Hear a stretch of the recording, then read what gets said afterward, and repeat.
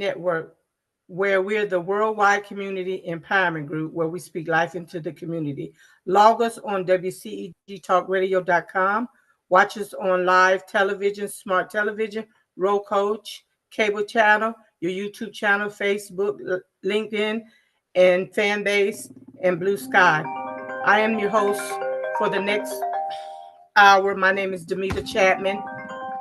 Excuse me about this phone. Somebody saw me. Like me. Again, I am Damita Chatman. Will be your next for the next hour.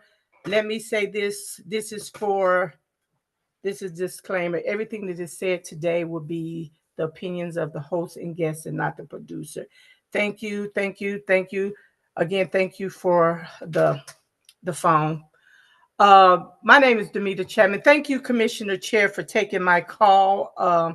I've been trying to get you for a while, and you were on my schedule. So thank you for coming on today. I'm going to give you two seconds to give me a little about yourself, and then we're going to go into the show. All right. Excuse me. I'm Robb Pitts. I chair the Board of Commissioners of Fulton County. Prior to becoming chair some 7 or 8 years ago, I served on the commission for about 15 plus years. Prior to that, I served as president of the Atlanta City Council. And before that, I was a member of the Atlanta City Council. So I've actually had the privilege, thanks to the voters and citizens, of serving in 4 different capacities in local government, and look forward to one more term come next year. Thank you, Commissioner. I had to turn that device off, and again, I apologize. They saw me coming on, so they want to call. Commissioner Pitts, thank you for coming on. Give us a little about Fulton County. Let's talk about how did COVID affect Fulton County government? Well, first of all, a little bit about Fulton County. Fulton County is the largest county in the state of Georgia. It is one of the most, it's actually the most populous county in the state of Georgia. And of the 3,000 plus counties in the United States of America, we are a top tier county. And in fact, proof of that is fairly recently, we were voted the number 4 county out of that 3,000 plus. By Site Selection magazine as one of the top counties in the United States of America. So we're very, very proud of that. We're very innovative, and other counties look to us. We don't get the credit for all the great things that we do because we just go about our work on a daily basis and do what we need to do for the benefit of our citizens. Fulton County, specifically, let me focus in on Fulton County, is made up of 15 cities. Now, we hear about Atlanta, our capital city. I always say we love our capital city. We love our mayor. The capital of the state of Georgia is in Fulton County. But there are 15 cities in Fulton County. And I also like to say, just to remind people, that Atlanta is in Fulton County. Fulton County is not in Atlanta. So we are the big dog. We're the big deal. But it's understandable that Atlanta gets all the credit. We just go about doing what we're supposed to do on a daily basis. Okay. So let me ask you, you said it's 15 cities in Fulton County. Yes. Okay, I'll take that back. I'm finna say it's 100. It's 159 counties. Counties. Okay. 159 counties in the state of Georgia, but 15, and we're the largest, most populous. Okay. But there are 15 cities within Fulton County. Okay. Let me ask you by that. And okay. Yeah. Go on.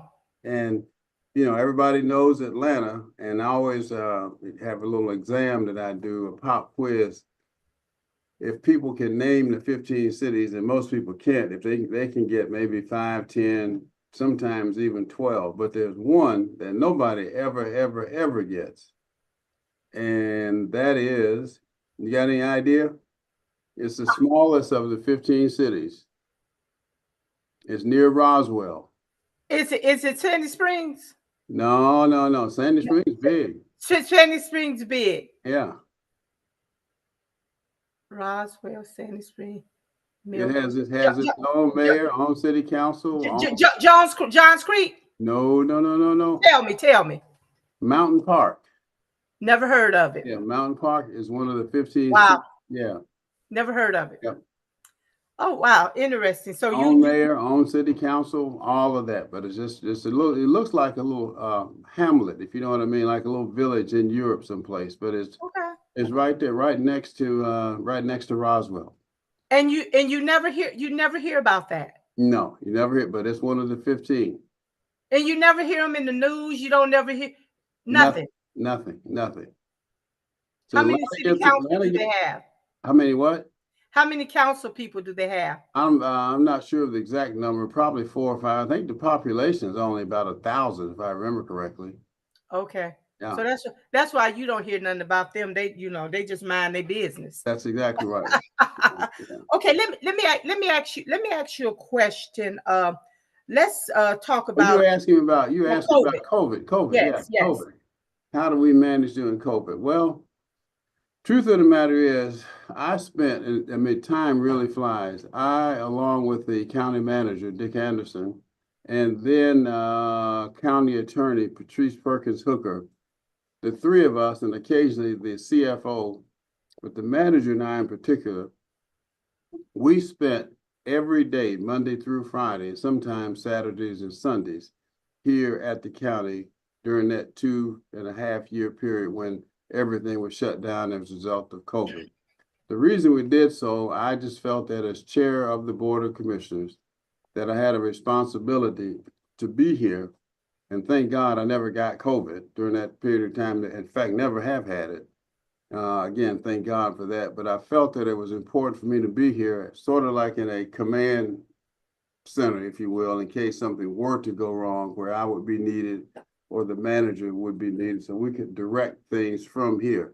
So that's why we were here every day. We would bring our lunch in. Sometimes we'd have to order, because there were a couple of places who delivered food during that period of time. But we were literally here every day directing all of the activities of the county for that 2+ year period of time. Okay. Now let me ask you another question. Tell me, because if you go down I-20 in either direction or even downtown Atlanta, how are you guys dealing with that homeless population, with them folks under the bridge, and what are y'all going to do about that? Well, when you say y'all, it's not really y'all. It's the city's responsibility for homelessness. There are, last count, right under 4,000 homeless people unhoused, I think is the proper term nowadays, but I still refer to it as homeless people. About right under 4,000 throughout Fulton County. Most of them are within the city limits of Atlanta. And from a constitutional point of view, we, Fulton County, we're not responsible for homelessness, for people who are homeless or unhoused. It's the cities. However, we do, though, provide services through either direct services through departments within county government or through nonprofits that we fund that provide services to the homeless. But again, most people say when you see homeless people, the worst possible place, you mentioned the underpasses, but if you are downtown at all, coming to our government center or Fulton County or state capitol on MLK, it's sad. Every day there must be 100 men and women, primarily men, 99.9% Black, out on the street, sleeping on the street. Some have, I've seen people out there buck naked, men and women. Some don't know the exact percentages. Some are truly homeless. Some have mental issues. Some have substance abuse issues. It's a combination of all of those things, but we do our fair share. But from a responsibility point of view, it is not Fulton County's role to take care of all of the homeless people that you see. But we do provide, once again, certain services, either directly from the county or through the nonprofit organizations that we fund. Okay. Well, I'm glad I asked that question, because I believe if I say something and I put something out, I need to clear it up. And so I was always told, when I asked about the homeless population, that it didn't fall under the cities, it fell under Fulton County. So I'm I'm glad you cleared that up. Not correct. So now what I think we need to do is hold the cities accountable. Absolutely. To now, this. We have a role to play in the services, and we work with the cities when asked to do so, but that is not our primary responsibility. And from a numerical point of view, once again, they're right under 4,000 based upon the latest count, 4,000 homeless people throughout or within the 15 cities in Fulton County. The bulk of them, though, are within the city limits of Atlanta. Let me ask you a question while we're on this. I know that the World Cup is going to be coming to Atlanta. Is that correct? Yeah, yes, ma'am. It's coming. Okay. It's supposed to be coming. It's coming. Ready okay, now, they're coming. Okay, they're coming. And I wasn't down here during the Olympics. I was. But what I was told that during that time, everybody that was on the street, what they did, they tried to clean up and make this image of Atlanta looking real good. So they bust these people out to the out where I live at in different areas and cleaned it up to that Olympics was over. Do you think that's unfair for the people that have to deal with that?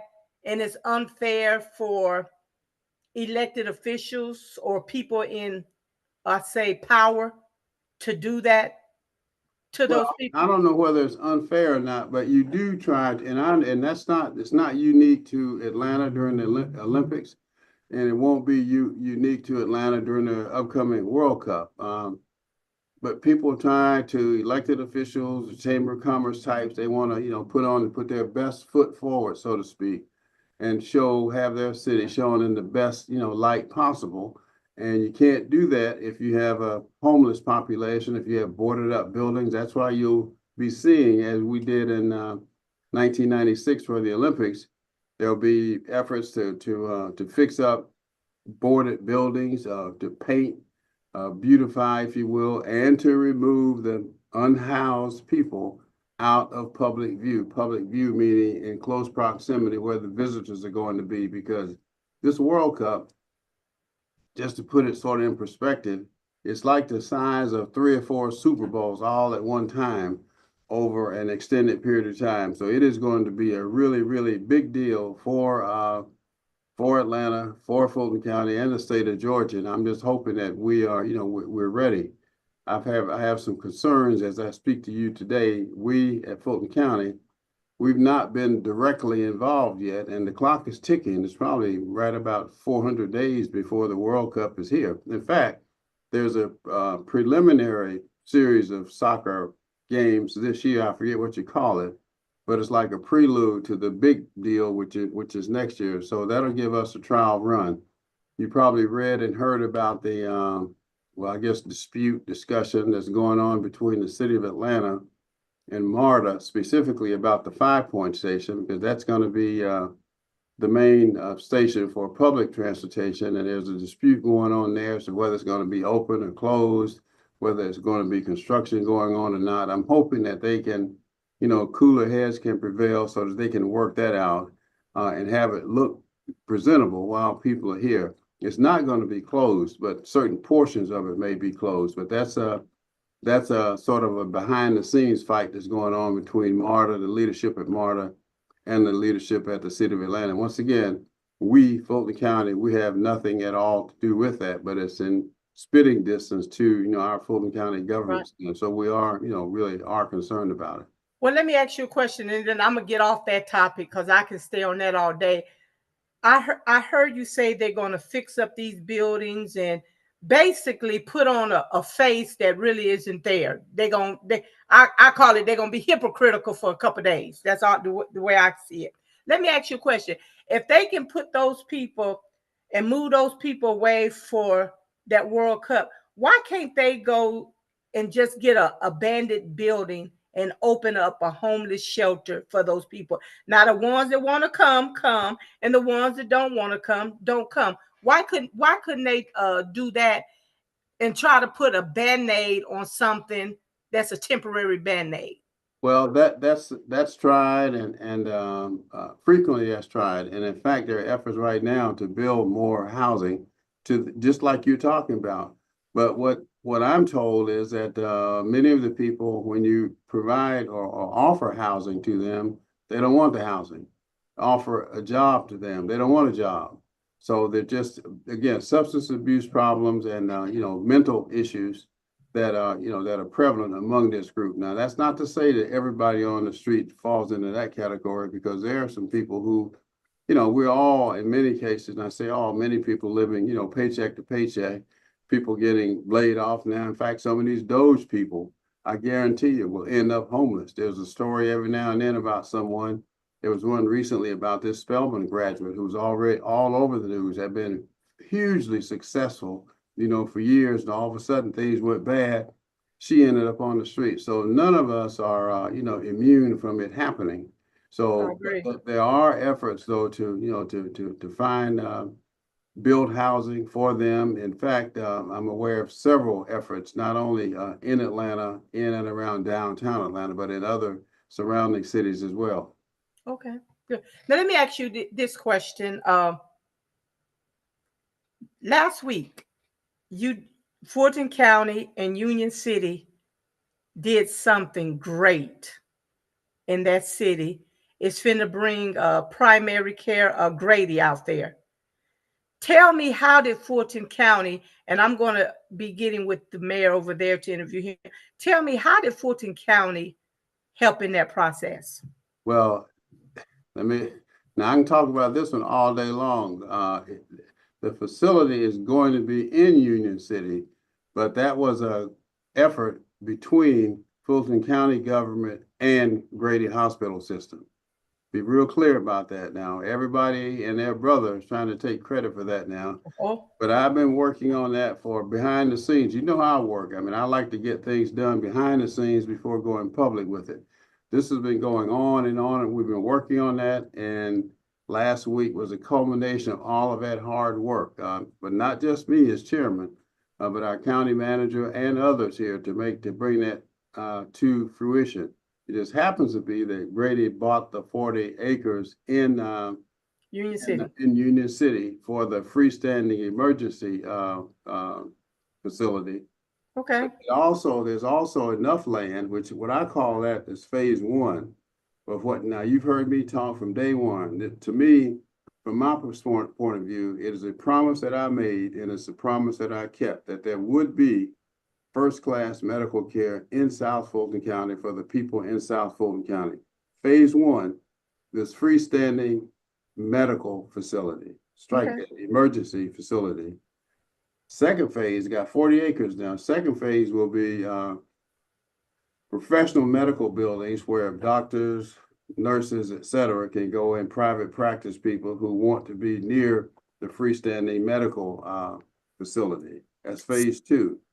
Third phase got 40 acres, will be in time. Now, this doesn't happen overnight, but we're a brand new first-class freestanding hospital in South Fulton County. And I've said that from day one, and I continue to say it. And I think people, as a result of what happened at press conference, people now see that this is going to become a reality. But just have to remind people, this doesn't happen overnight, but in the next several years, you will see a hospital coming out of the ground in South Fulton County. Thank you. I wish you get out of my questions, because the next question I got for you is, can we get better primary care and urgent care facilities in South Fulton?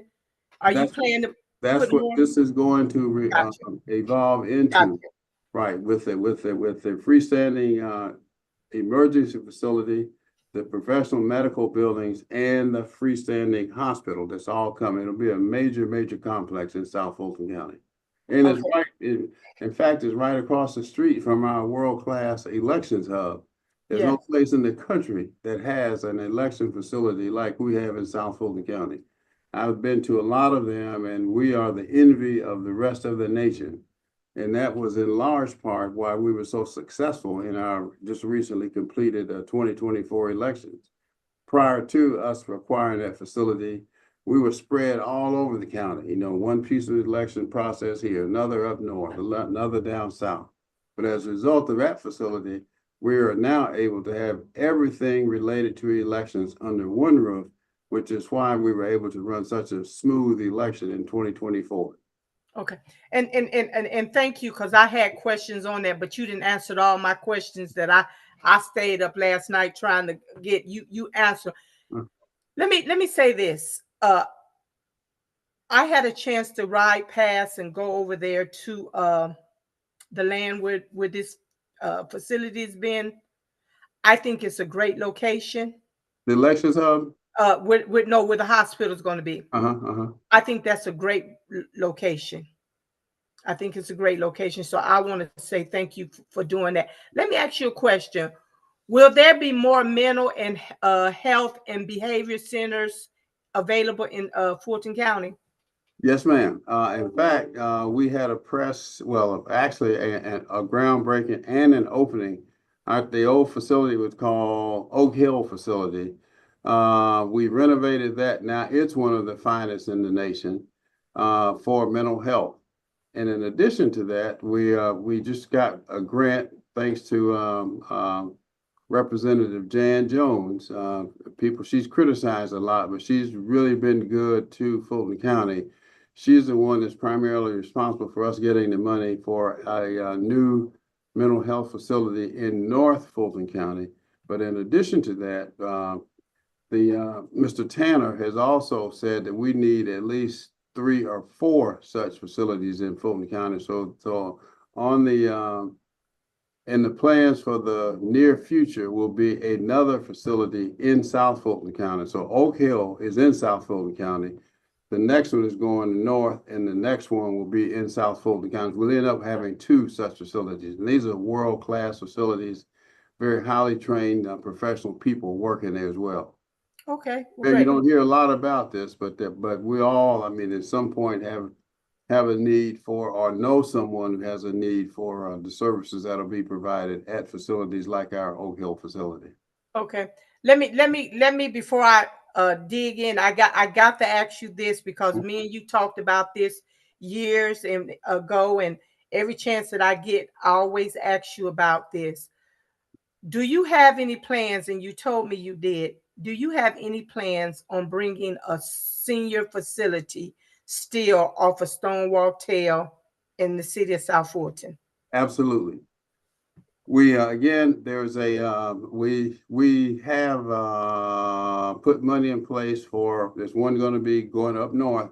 We have a facility up there called 4700 North Point Parkway, where an array of services for seniors and others will be in that facility. But the next one, though, is going to be in South Fulton County, right where that property that we already, in fact, I was down there last week looking at it. And in addition to that, we had a request for proposals out on the street, getting people to come in and tell us the preliminary design, what it should look like and so forth. I think that those bids are in now, and we should be able to talk in more detail about what the plans are. But absolutely, positively, that's planned for the future, because we own that land. And it's the right thing to do, and there's no doubt about the fact that there's a need for it in South Fulton County. I mean, when I talk to people and I say, well, why not South Fulton County? I mean, it's the people in South Fulton County have paid their dues, they're hardworking citizens, but professional people who deserve the best. And as long as I'm here, and I plan to be here, the best is yet to come for South Fulton County. Oh, I believe that. I believe that. And we have some great leaders in the city of in South Fulton, period.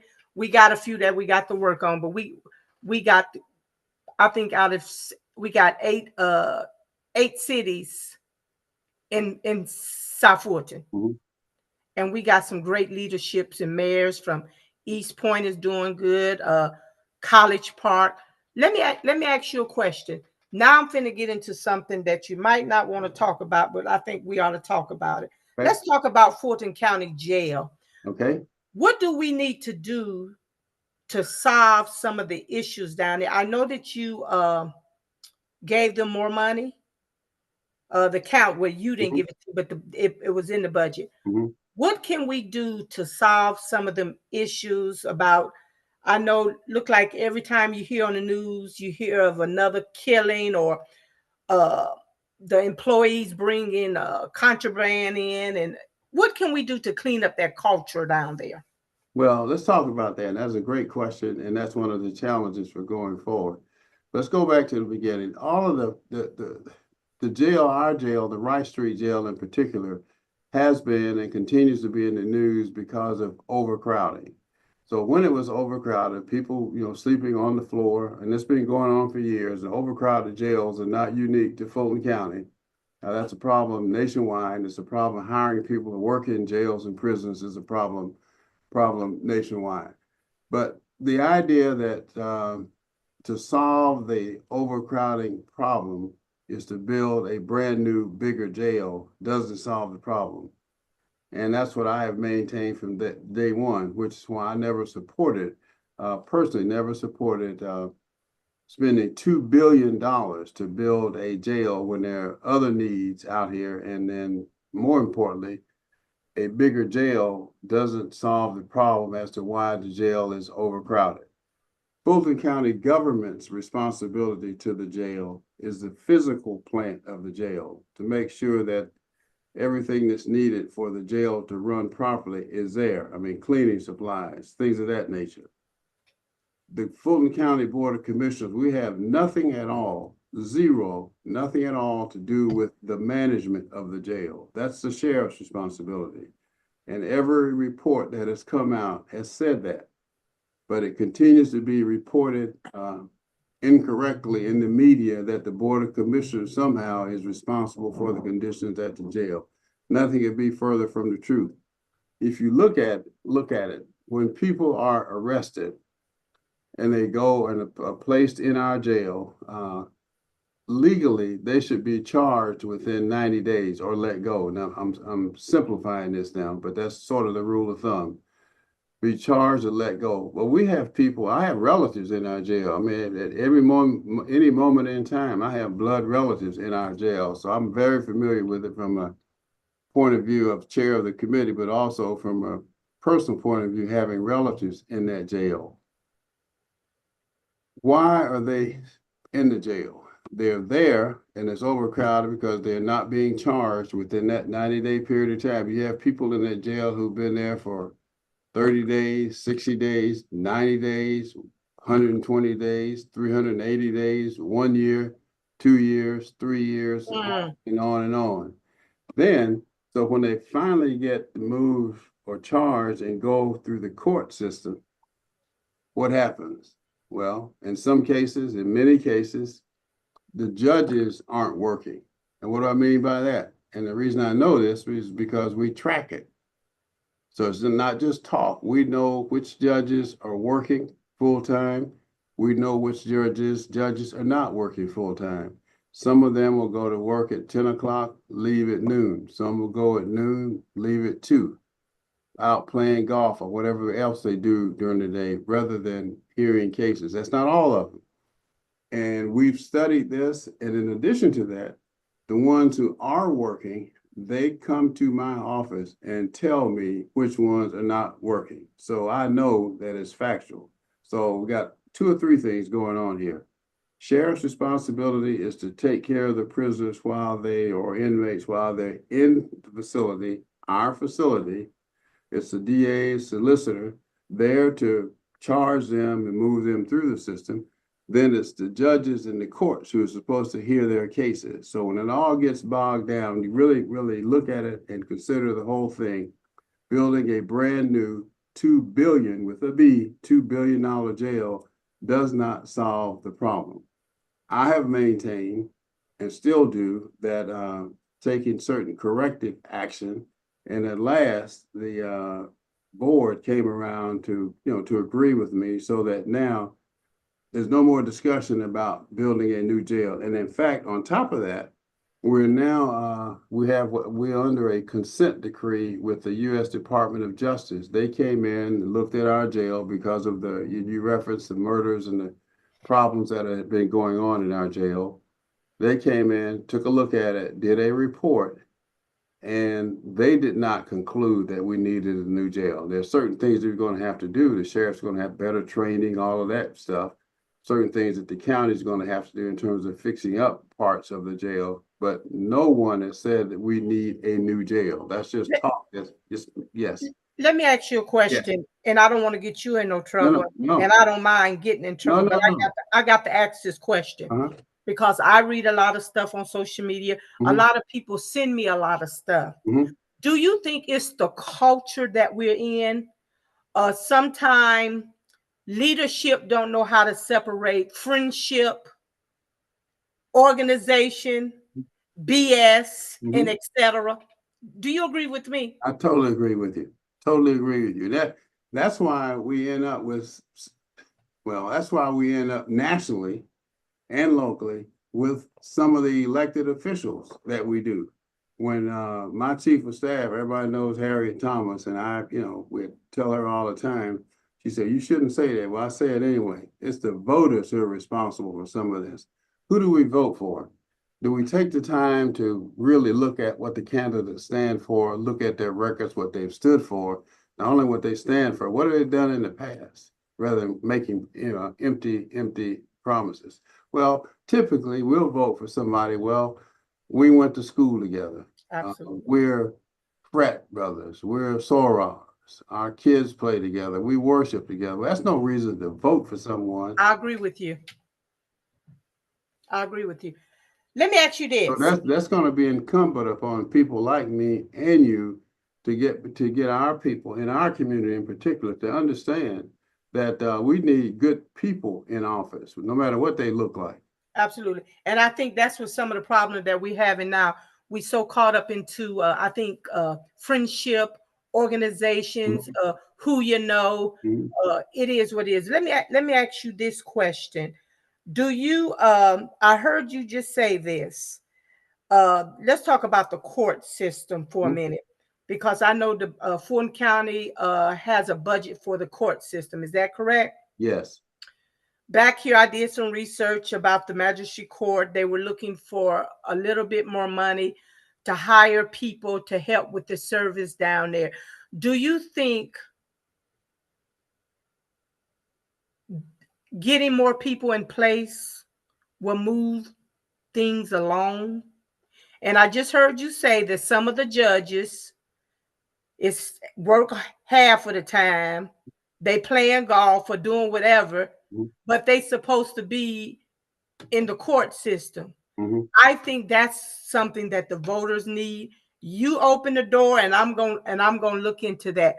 How can we get our court systems up to par? Do you think we need to give them a little bit more money to help them? Because if you got, just say the Superior Court they handle all the crime, high level crime, correct? And if you got probably about, I say 5 judges and 5 people working, you're going to have a backlog. So have you guys ever thought about trying to give the court system a little bit more help so we can move the process, the foreclosures, the squatters and all that along the way?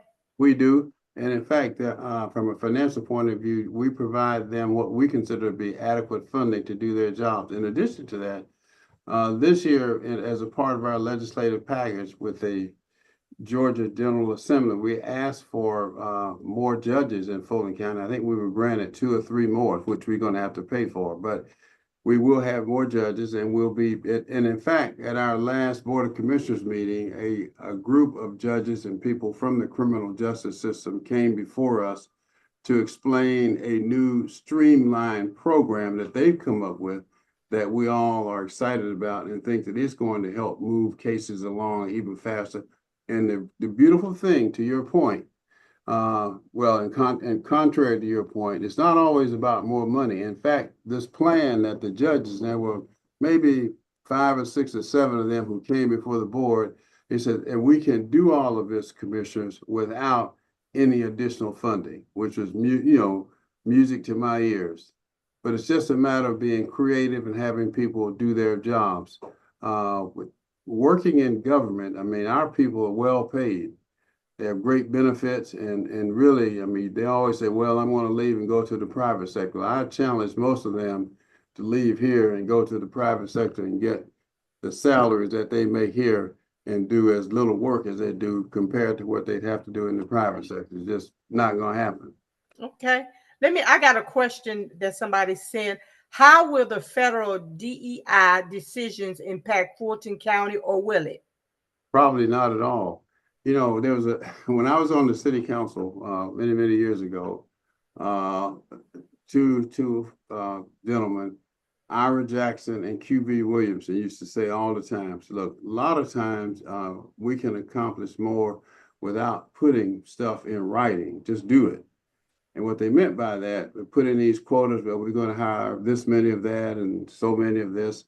Just go ahead and do it quietly. So here, the transition going back from the city over to the county, no matter what they decide, we are going to continue to provide opportunities for those who have not had the advantages that others have had through the years. You don't have to talk about it.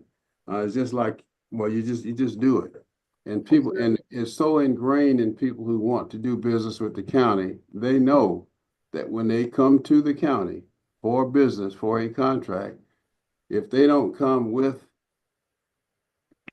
participation by people who may not look like them, it's going to be difficult. Okay. You can't break any laws, and but there's just a way to do it. Just like with this Doge crowd now, you mentioned, since you mentioned that, 2 or 3 weeks ago, I had a proposal before the board, which was approved, that since there were so many people being impacted as a result of Doge in Washington and then Doge locally. That was going to be my next question. Right. Come on. CDC, Internal Revenue, and various organizations here, these people were left on their own accord or got fed up or were fired or whatever happened. But these are long-term employees, highly trained employees, professional people who in many instances live in Fulton County. At the same time, we at Fulton County, our government, we have approximately 800 what I refer to as positions that have been authorized by the board. They are funded, meaning the money is in place to hire the people, but they're vacant. So that's 800 jobs right here at Fulton County. So my proposal was, and still is, for us to make those jobs available to people who've been impacted by Doge, who are residents of Fulton County. I felt it was the right thing to do. And after some discussion, the full board really agreed with me. And I also challenged the other cities within Fulton County, those 15 cities that I talked about, to look at their vacancies and make jobs available also to residents of Fulton County, residents of their cities who may have been impacted by Doge. And so, but not only is that true for government, but the private sector, more importantly, the private sector, because there are probably more jobs collectively combined in the private sector than there are, within the local governments, and these private nonprofit organizations as well. So there is a way for us to take advantage of those people who've been impacted by Doge, and then anyone who's been impacted by DEI. We need quality people here at Fulton County. So, and I said at that time that some people are saying you're fired, and I'm saying you're hired right here in Fulton County. Okay, I like that. Let me ask you, we have a question. Could you tell us more about the anthem at Riverside Senior Housing in 2026? Okay, that's another project. Housing, well, let me start. There's a lot involved in that question. We had problems, as you know, with the Fulton County Housing Authority, and it took us a while to work through that. But now we had to make changes with the board of directors, which we've done, and I think that our Housing Authority board may be the best board of all the boards of private citizens that we have here within Fulton County government. They're hardworking, they're professional people, and they're dedicated and doing a fantastic job under the leadership of their chairperson, former city council president, Felicia Moore. So we had a groundbreaking. You were at that groundbreaking, I believe, weren't you? No, I didn't go. Okay, but anyway, that was phase 2 of that project. County owns that land. We've made the land available for housing for I guess it's called senior housing. And then we have land for another phase. And if I have anything to do with it, and I'm here and I plan to be here, we will have a third phase and a fourth phase on land that we own in South Fulton County on that same site. Very beautiful site. The developer's doing a great job. So I'm very excited about what the future holds for that site. Okay, thanks. Do you think, and I'm going to bring it to the city of South Fulton or just South Fulton general. Do you think that it should be more senior affordable housing built in this area? I do. And one of the, yeah, you've hit on, we're on the same page. I have a pilot project of cottage homes. We entered into a contract with a firm to help us as a master developer. I can't remember the firm's name right as we speak, but we were first going to do it in College Park, these cottage homes, and we ran into a problem with the land there. So now we're doing these cottage homes. And in fact, my first priority was City of South Fulton, but there is an existing ordinance on the books in the City of South Fulton, which will not allow for the construction of cottage homes. And by cottage homes, these are smaller homes than what we typically see, but also very practical in most places, many places around the country are building these cottage homes now. People who, who they're empty nesters, a spouse has passed on. They don't need, these big houses, 2, 3, 4 bedrooms. They just need something that's a lot smaller on one level. And so we're calling these cottage homes. And what we're doing now is a pilot program. We couldn't do it in the city of South Fulton because what's on the books now. So we had to end up going to Union City again. Mayor Williams welcomed us with open arms. So that's where we're doing this pilot project right now. And I think it's going to explode. I was with 2 council members from City of South Fulton. They like the idea. And they said to me that if we need to change our legislation to accommodate these cottage homes, we'll be willing to do so. So that was encouraging to me. Yeah, there's so much beautiful land in the city of South Fulton. Yeah, and we only have land now in District 4. We got most of our land that we have now is in District 4. And I hear you talking about the cottages, homes. I would love that, but I'm gonna tell you, I'd rather, I fought for cityhood, and that. I'd rather see us put us up at a city hall right now. Take care of the business with the taxpayer. That's what I want to see. I know you ain't got nothing to do with that, but that's what I would want to see now is us a city hall in a police department. Just like when Sandy Springs, they took off. You know what I'm saying?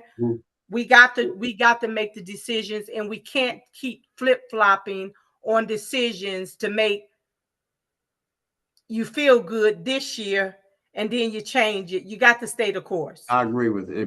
Using Sandy Springs as an example, what they've done there with their city hall, their municipal complex is just simply amazing. When you drive by with the auditorium that they have, it's just a beautiful facility right there in the middle of Sandy Springs. And the same thing can happen with the right leadership in the city of South Fulton. Even Fayetteville. Absolutely. Beautiful. Yep. But leadership matters. That's what leadership matters. Let me ask you one other thing that we haven't talked about yet. This is the city of South Fulton. I had another project because my focus has been Southside economic development. Look at the county. The northern part of the county is pretty well developed, not totally developed. The central part, the middle part of Fulton County is the city of Atlanta, pretty much well developed.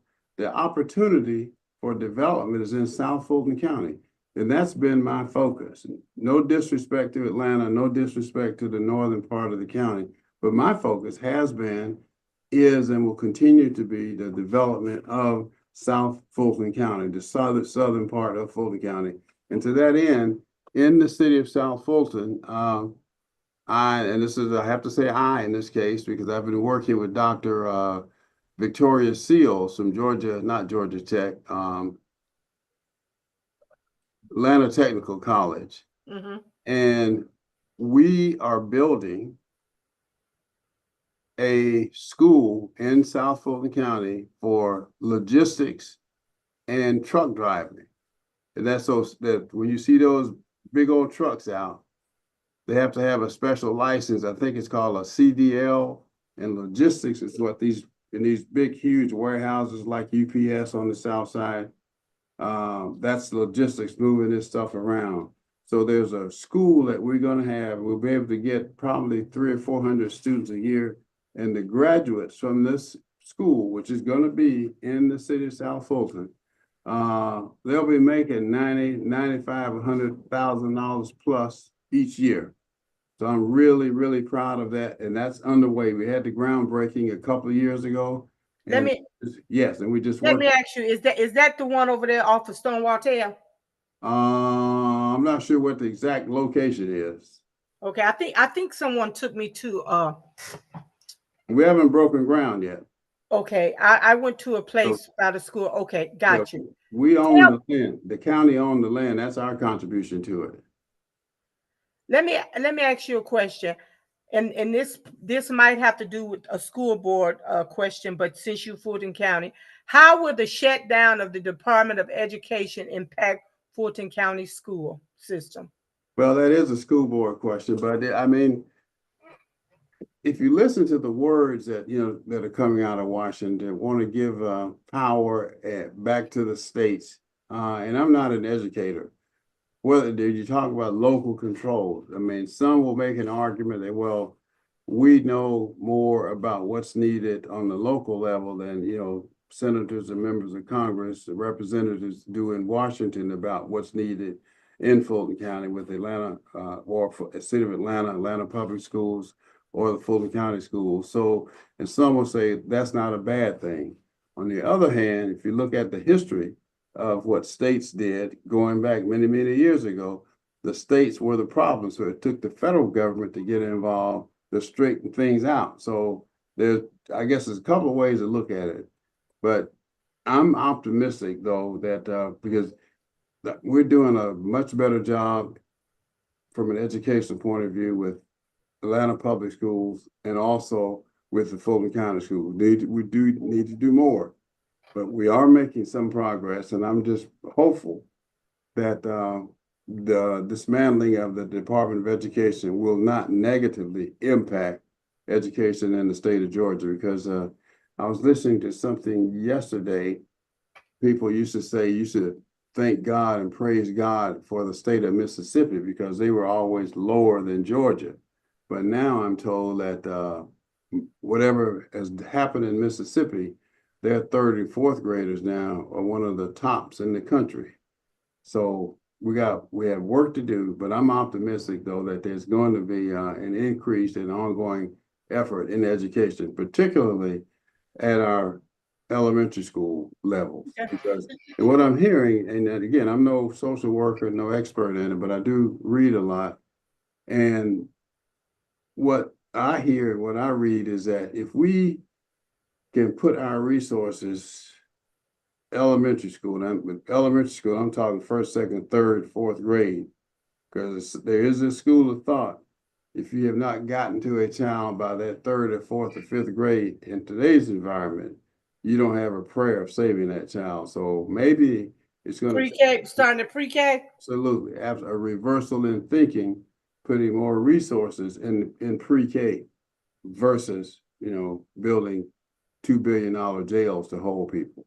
I agree. Let me ask you a question, because we're coming up now to doing graduation from school, colleges. You got Morehouse, you got Atlanta, you got Spelman down there, you got Georgia Tech, and etc.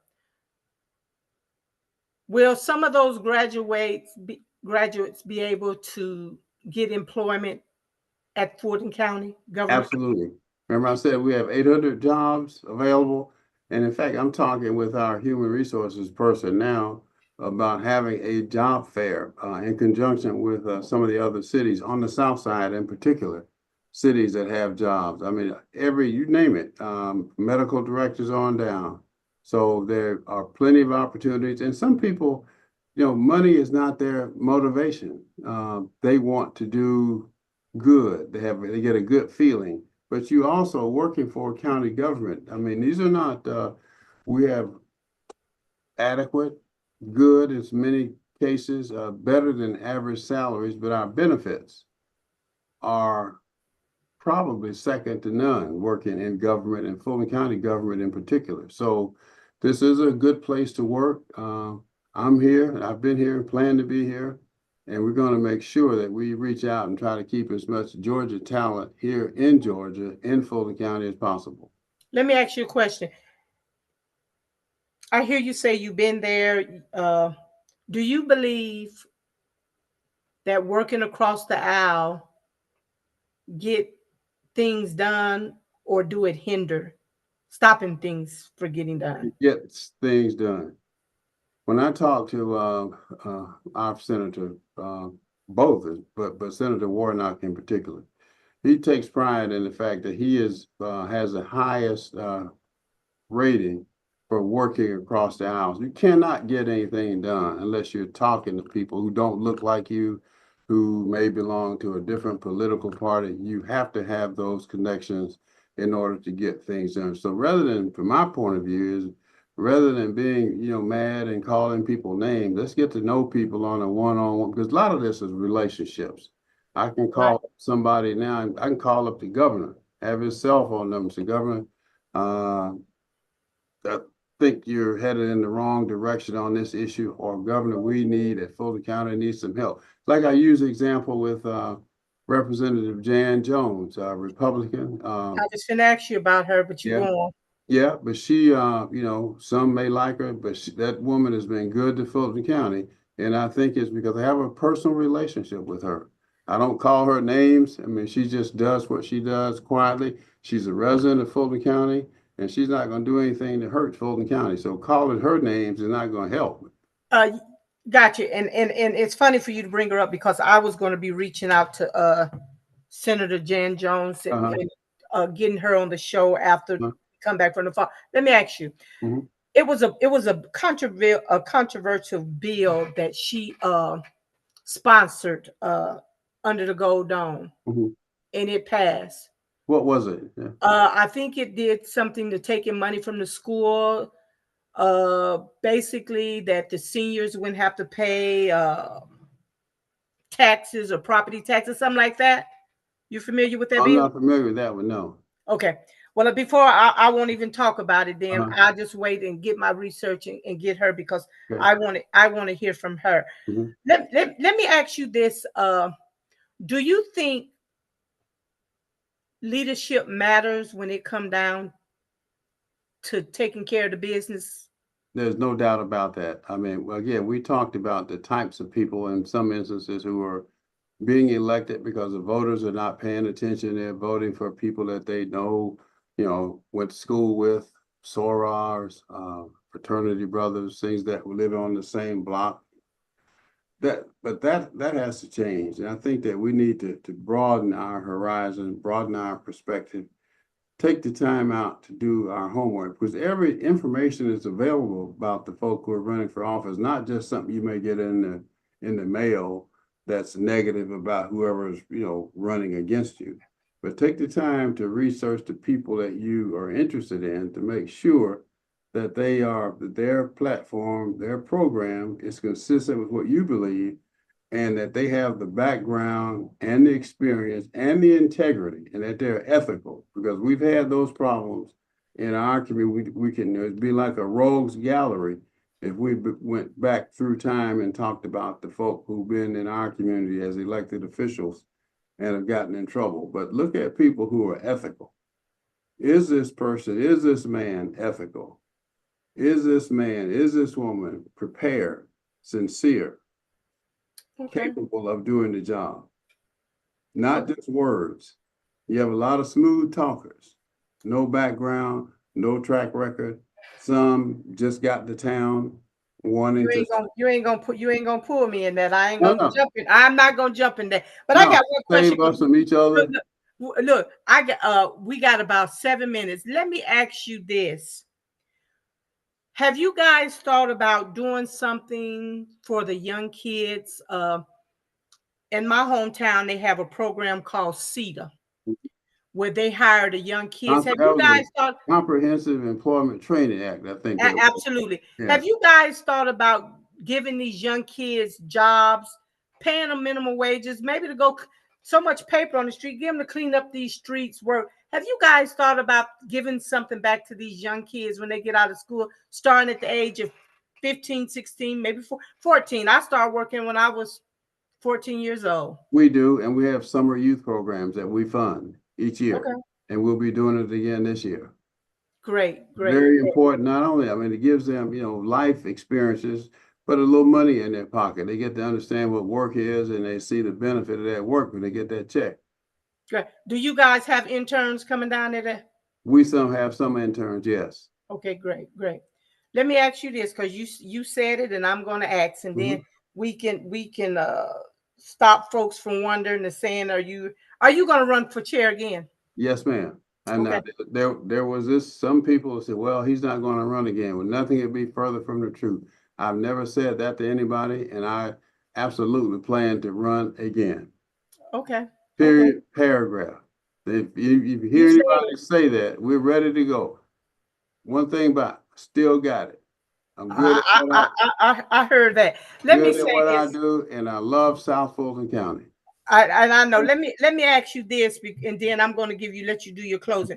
I know that when we create this city, and some people now saying, "Oh, we shouldn't have became a city. We need to go back into Atlanta." I often tell them, "We can't go back.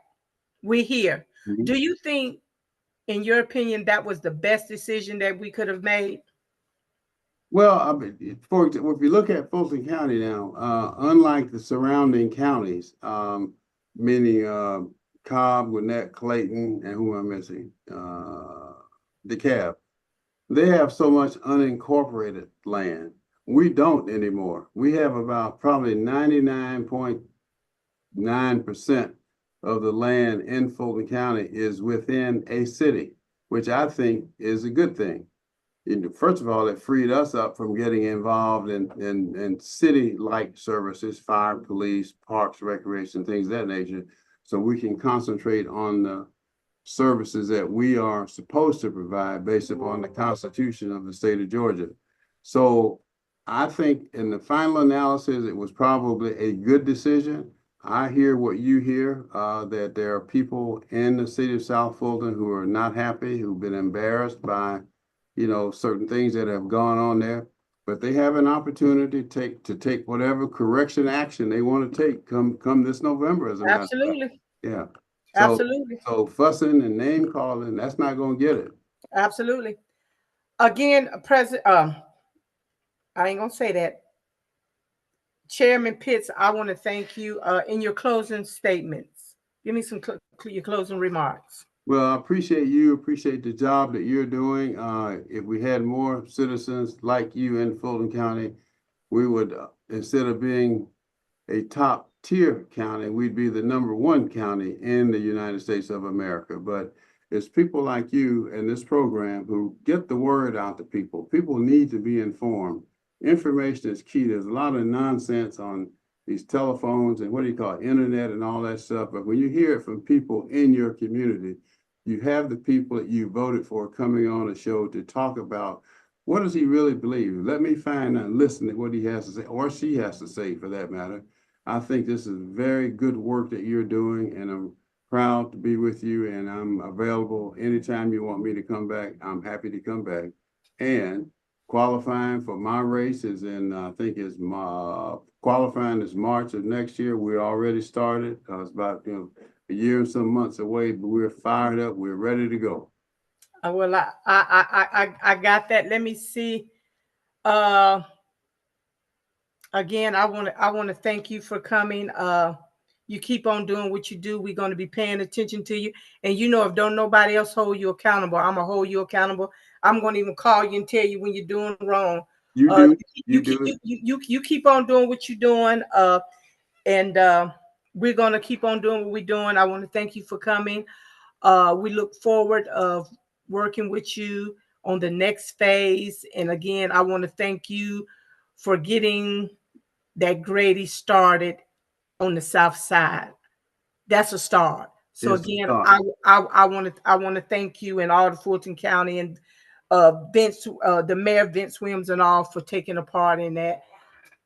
You have been listening to WCEG Talk Radio. Your host Damita Chatman. Take a stand.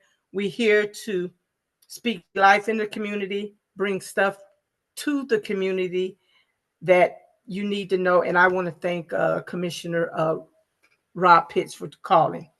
Again, thank you. Have a great day. Pitts, stay on